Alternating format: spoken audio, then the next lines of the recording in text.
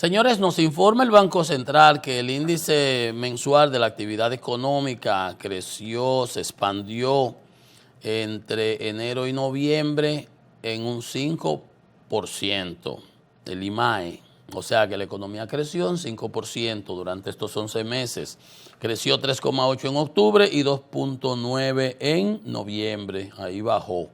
Pero como quiera, en promedio vamos a cerrar con un 5% el año. Aunque, como ustedes ven, 3,8, 2,9, se refleja una reducción. Ha subido la tasa de interés, eso se refleja. Han encarecido los costos de muchos insumos, porque en el primer trimestre, en los primeros trimestres se registró 6,1 en el primero, 5,1 en el segundo y 5,0 en el tercer trimestre. O sea, como ustedes ven, aquel impacto 12,3 que crecimos con la discusión aquella de si hubo el rebote económico, fue como 5,5. Entonces, el Producto Interno Bruto nominal, en términos nominales, sin contemplar la inflación, será de 113,000 millones de dólares. Anoten esta cifra en su mente, 113,000 millones de dólares. 113,000 millones de dólares en el 2004 era de alrededor de unos 15,000 millones por ahí. Y que como con ese producto, la proporción deuda-producto de alrededor de un 60%, dice el Banco Central. Y el per cápita, el Producto Interno Bruto per cápita de cada uno de los ciudadanos dominicanos en el 21 era de 8,900 y para este 971, para este 2002 era de 10,600 dólares. 10,600 dólares. La actividad de servicios constituye prácticamente el 60%, en Estados Unidos igual, 2/3 partes de la demanda del crecimiento de la economía. Los servicios crecieron 6,6%, promedio, agregado, todos, ahí está hoteles y restaurantes, crecieron 25% con la apertura de la economía, obviamente.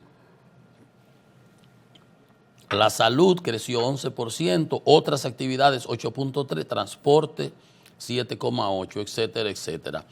Importante que la agropecuaria nos reportan que registró un crecimiento de 5,0%. Zonas francas 5,9% y manufactura local 2,6%. La construcción sí fue afectada y solamente creció en 0,6%. Razones, insumos, varillas, cemento. El cemento le acaban de subir 50 pesos. Varilla, cemento, pintura, todo, madera. Además, la tasa de interés. Ustedes han visto, el Banco Central el mes pasado decía que el crecimiento del producto iba a ser porque el mayor gasto de capital. Y yo decía, ¿de qué invento? El banco no tiene que meterse en eso. Está politiqueando.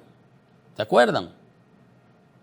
Y me bajaron lo del lío. Decía, no, al contrario, ¿cuál gasto de capital si lo que estamos criticando todos los meses?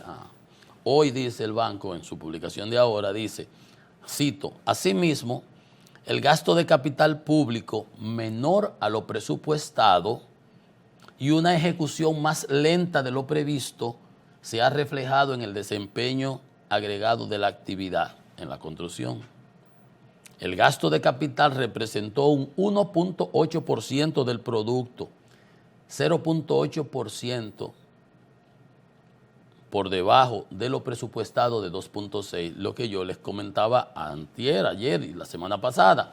Teníamos 164,000 millones contemplados en el presupuesto para gasto de capital y solamente ejecutamos al 16 de diciembre, esto es noviembre, al 16 de diciembre, 109,000 millones.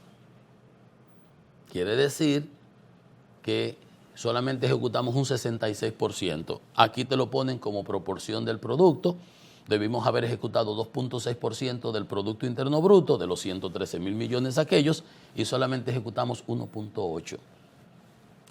LQQD, como decían en geometría, lo que queríamos demostrar. Está dicho ahora por el banco que la semana pasada, el mes pasado, se metió a querer escribir otras cosas que no eran. Yo le decía, no tiene el banco por qué meterse en eso. Zonas francas creció 5.9, 661 millones de dólares adicionales. La zona franca tuvo un crecimiento de 10%. Y yo siempre recalco eso de las zonas francas, pues son casi 200,000 empleos. Pero no solamente eso. Esos 7.260 millones que conocimos hace los otros días, que eran las exportaciones que había habido a noviembre, y vamos a terminar en alrededor de 8.000 millones de dólares, se generan de equipos ópticos, equipos médicos, equipos electrónicos. Eso tiene un alto valor agregado y un gran potencial, porque de muchas de esas inversiones que van a desplazarse de la China para acá, nosotros las podemos captar. Tenemos buena infraestructura portuaria, aeroportuaria, buenos muelles, buenos sistemas de comunicaciones. Estamos cerquitica, tenemos unos buenos, el ITLA, tenemos el Politécnico Loyola, tenemos el Salesiano, tenemos el Infotep, tenemos buenas universidades. O sea, los muchachos pueden encontrar buen trabajo ahí y nosotros podemos ofrecer eso, tenemos unas buenas ventajas. Entonces, en términos de mercado laboral, hay 4.633.000 trabajadores, lo mismo que teníamos al 2019 antes de la pandemia. O sea, hemos recuperado el mercado laboral. La tasa de ocupación abierta se redujo en 3.2, pasando desde 8% en enero-marzo del 21, cuando la pandemia dio en la madre a todos los países del mundo, a 4.8 en este mes. Dice que la tasa de interés pasiva ha pasado de 9.2 a 9.2%. La de interés activa, la que tú buscas prestado, está en 13.7. 19% para los préstamos de consumo. A mí me llamaron para ofrecerme, me estaban ofreciendo al 21, pero esto es un promedio. 19 préstamos, le dije claro que muchísimas gracias, pero que no quería. La tasa de 19 para préstamos de consumo, 12.3 para comercio y 12.4 préstamos hipotecarios. Ustedes saben que había ferias y este tipo de cosas hasta 9% durante un periodo relativamente muy bueno. O sea, pero esto es promedio. Un dato importante para tener en cuenta es que ustedes saben, cuando los momentos de incertidumbre, las personas para guardar, proteger su dinero, su inversión, sus bienes, pues buscan monedas fuertes. El porcentaje de dolarización de los préstamos ha caído un 20%, la gente está invirtiendo más en pesos, y de los depósitos que se habían incrementado durante la pandemia. En cuanto al sector externo, vamos a cerrar con exportaciones de 14.000 millones de dólares, de los cuales 8.000 corresponderán a zonas francas. Por turismo, unos 8.670 millones también, zonas francas 8.000, turismo 8.000, exportaciones totales 14.000, inversión extranjera directa de 4.000 millones y remesas de alrededor de 10.000 millones. Entonces vamos a terminar el año con unos 39.000 millones de dólares en cuanto al ingreso de divisas al país. Por eso el peso dominicano se ha apreciado y se mantiene en unos 55 por 1. Sin embargo, a pesar de todo ese influjo de recursos de 39.000 millones de dólares, vamos a terminar con un déficit en cuenta corriente de la balanza de pagos de un 5.1% del producto. Y se prevé que baje para el año que viene, pero con todo y eso tenemos reservas internacionales netas de 14.000 millones, un 12% del producto por encima de lo que recomienda el Fondo Monetario. Con eso tenemos alrededor de 5 meses de importaciones, sacando las importaciones que usan para procesos las zonas francas. En cuanto al sector financiero, según los datos de la Superintendencia de Bancos, el Banco Central recoge que la rentabilidad anualizada del patrimonio, el ROE, el Return on Equity, se situó en 23% del sistema bancario, fortísimo, el coeficiente de liquidez de 22.5% y la morosidad de un 1%. Tenemos un sistema bancario que ha venido operando de manera importantísima y según la CEPAL, nosotros somos de los países que tenemos menos riesgo de deuda en el 23-28 durante estos próximos años. ¿Por qué?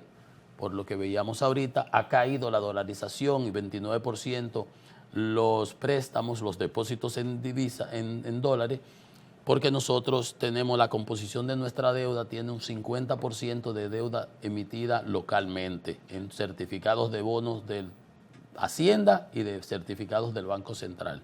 Y eso obviamente elimina el riesgo cambiario, porque si se descalabra la moneda, se encarece el servicio y tiene que pagarse más, y si el gobierno no tiene de dónde sacarlo, se genera un problema de deuda. A eso se refiere.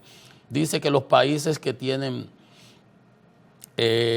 tipo de cambio variable y además mucha exposición en dólares o en divisas, tendrán ese problema, un riesgo. No es que exista, pero existe más riesgo en ellos que los que tienen una deuda emitida en su moneda nacional. Entre esos países citan a Chile, Ecuador, Brasil y México, donde una devaluación de sus monedas pues encarecería el servicio de la deuda. En el caso nuestro, no, porque tenemos Colombia, Costa Rica, Honduras, Perú, Uruguay y República Dominicana, tenemos más del 50% de la deuda emitida en nuestras monedas, en este caso en pesos dominicanos.